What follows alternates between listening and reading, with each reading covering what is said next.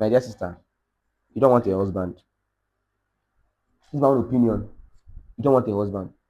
What you want is a roommate with sorry, what you want is a roommate, yes, with with romantic benefits. And that's okay, please. My dear, don't call it marriage. Hello everyone. Welcome back to my YouTube channel, Jealous 7 Thunder TV. And my name is Victor. So today I want to talk about a video I saw on the internet. So I want us to watch this video first, after which I will now give you my little take on it. Yes, I need a husband, a man. So I'm going to be telling you about me, some details about myself. So if you feel that I'm somebody that you might want to roll with, hit me up. Number one, I don't want kids. No, I do not want to get pregnant, so I'm not going to have kids for you. In addition, you're not going to be paying my bride price. Bride price is cancelled. I'm not going to be doing a traditional marriage. You're not going to be paying nothing for me. We're just going to come into a legal contract, a marriage contract, going to the court to sign, have witnesses, come standing for us, and then we're going to be married. No extra rights. You're not going to pay anything. If we choose to do a ceremony, celebrate with our friends and families, good. We're going to do that together as a team, okay? So we are not going to have to pay or buy anything for me or give my family anything for me. I don't cook, I don't clean. Okay, so I'm not going to be your cook, I'm not going to be your cleaner. You're going to cook your food, I'll cook my food. If I'm generous enough, when I'm cooking mine, I can put you into the picture. When you're cooking yours and you were kind enough to ask me if I want some, good, you can ask me. If I feel like I can have, if I don't, you do your thing, I do my thing. I'm not submissive, I'm not going to submit to you. You're not my head, you're not my leader, we are equals. We are going to be partners in this marriage, okay? I don't need you to be my provider or my protector. I can provide for myself and I can protect myself. But if out of the magnanimity of your heart, you decide to gift me, maybe in cash or gift, flowers and all of that, it's most appreciated and welcome. But it's not your responsibility to provide for me. And I am not going to submit to you. Number four, we are mainly going to be economic partners and companions. So the aim of this marriage is to have companionship. We're going to travel together, do beautiful things together, make money together. We're going to buy properties together, buy lands together, build houses together, just be happy, go on vacation and just do life together. Also, you're going to have to support my dream. You're going to have to be able to support my goals in life, see the vision that I am running with and key into it. I'm also going to try to support yours as much as possible. Whatever vision that you're running with, I'll do my best to make sure I contribute positively and support in the way that I can to help you get there. You're going to also do the same thing for me. Nobody is going to be expected to give up their dreams, their passions and their aspirations for any other person, okay? You're also going to be willing to relocate to Japan. I live and work in Japan and I intend to build my life in Japan. So if you're interested in moving to Japan to live with me or to start a life in Japan, then yes, because I'm not going to leave Japan to meet you wherever you are. I am in Japan now and my husband must be willing to relocate to join me in Japan.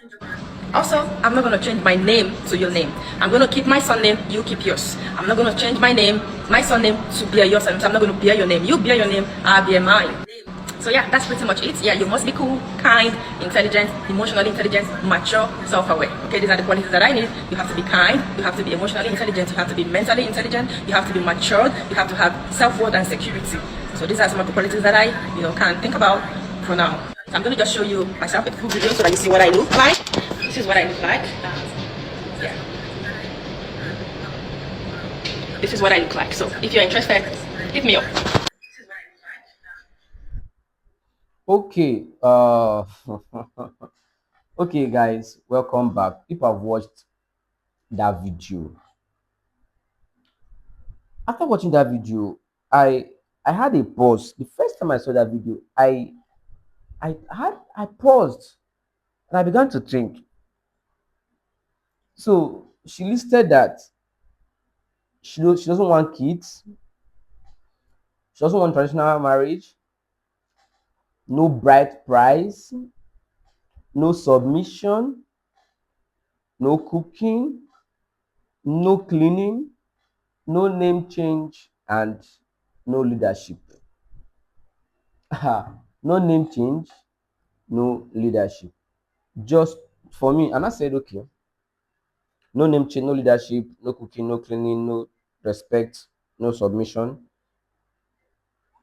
It's just cohabiting.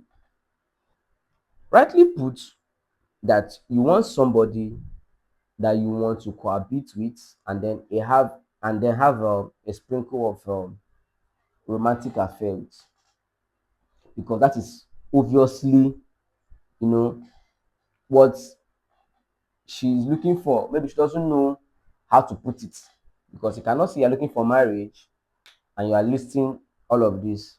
And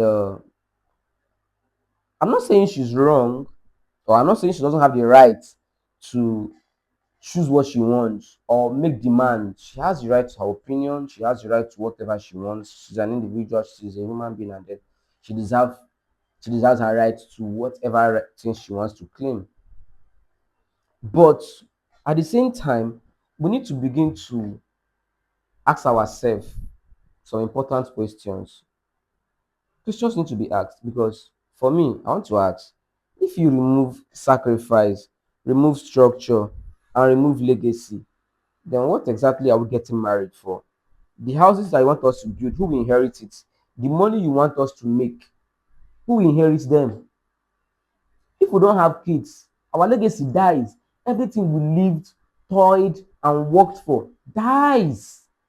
So why would I have to come in contact with you, cohabit with you, like you said? We travel around the world together, we make memories, we make money, we build houses, and then we do what? Leave it for who to manage? How will our legacy continue? This is the question like I'm beginning to ask myself. Do you understand? And then after asking these questions, I understand that marriage is not just a contract between two adults. It is like a covenant that connects families, that connects generations, that connotes responsibility. And I believe that's what the society expects from marriage too. Do you understand? Because I mean, equality does not mean the absence of roles. Every functioning system has leadership. For a system to work as a system, there must be leadership. People must be assigned some certain roles and responsibilities, and that is life. That is how life works. Do you understand? So equality does not mean that there will be no rules. Even in that, in what you are calling that you want somebody to travel around the world, somebody needs to people need to do things, plan things together. Okay, you be in charge of this. But that is how life works.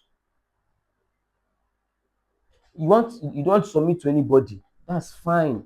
That does not mean we should not have rules in life. Do you understand?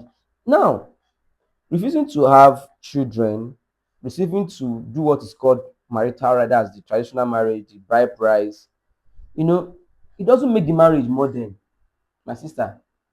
You refusing that bride price should not be paid to your people on your head, you refusing that there will be no traditional marriage and whatnot, does not make the thing you're asking for, because I can't call it marriage, cannot make it modern. No, it only makes it weightless. It can't be called a marriage. That is why I want you to understand what you are looking for, what you're asking for is not a marriage and cannot be called a marriage. And understand where these things come from. This generation, I understand the mindset that must have informed her behavior. And this mindset might be failed marriages. Probably she may be a victim of failed marriage. Her parents, her marriage weren't that great, or she knows an auntie that the marriage wasn't great, or the uncle that maybe she has a first-hand experience of a marriage that wasn't great enough, or she's afraid of oppression, just want to be oppressed, but she has that trauma, and that trauma cannot be disguised as independent woman, young lady. So for me, rewriting marriage to escape pain may protect the individuals, but trust me, it weakens the institution itself. Marriage is an institution and must be seen as an institution, nothing more, nothing less. But I am not trying to, like, see, my sister, you are free to design any relationship. You can decide to give it whatever name you call it, but please, I will not have you call cohabitation marriage. No. You cannot remove the very things that gave marriage meaning and then still go back to call it marriage. It's not possible. Let me give this example. See rice. We have fried rice. We have jollof rice. They are both rice, but anybody that knows fried rice will definitely know the difference between fried rice and jollof rice. Do you understand? The taste is different. The aroma is different. The ingredients required to prepare it is different. You cannot use the ingredients of fried rice to prepare jollof rice and still call it fried rice. It's not possible. So don't mistake cohabitation or cohabitation to be marriage, because what you're asking for is somebody to cohabit with, not somebody to be married to. Yes, because with marriage comes submissiveness, with marriage comes sacrifice, with marriage comes responsibility, with marriage comes sacrifice, with marriage comes compromise. And you can't remove all of this and still go back to call it marriage. That's why I said I am not here to knock you. I'm not here to claim I know all. No. I'm just trying to tell you that there's no way you will call cohabitation marriage. No, it is not. Marriage was never designed for convenience. And if you don't want anything that will inconvenience you, please, you can opt for another thing. But don't look for cohabitation and call it marriage. Please, that is very, very wrong. Don't call that arrangement marriage, because it's not, and it's not by force to marry. In fact, what you're asking for is okay, it's fine, it's cool. But please don't call it marriage. Call it cohabitation. Call it friendship. Call it relationship, whatever ship. But it's not marriage. It's not marriage, and it can never be marriage. Marriage should not be redesigned to fit individual comfort. No, marriage is a tool for reprocreation, so it should be preserved for what it is. God instituted marriage for continuity, for legacy. You are a very hardworking lady from where you are at your workplace and you are living in Japan. You work and live in Japan. Then you just want to work and leave whatever you worked for strangers. No, your legacy must continue. And I'm of the opinion that women deserve a choice.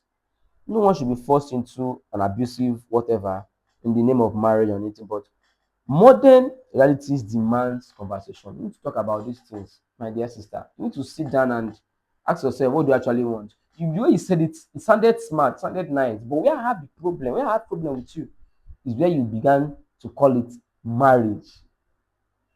It's not marriage. And this is my own opinion, my dear sister. When marriage starts with, this is what I want to do, this is what I don't want, this is what I want, my dear, it will hardly survive. It will break. And this is why we have so many divorces around the world. People are beginning to, you know, choose not to make sacrifices. People are not willing to make sacrifice, and marriage cannot survive, or whatever you are calling that, it cannot survive without sacrifices. Because according to what he said, you don't cook, you don't clean. So you won't cook for the man. If he cooks and is kind enough to give you, that's fine. And if you cook and you are kind enough to give him, that's fine. My dear, no. There are what we call roles and responsibilities, and these are the rudiments that enhances, a healthy relationship and healthy friendship.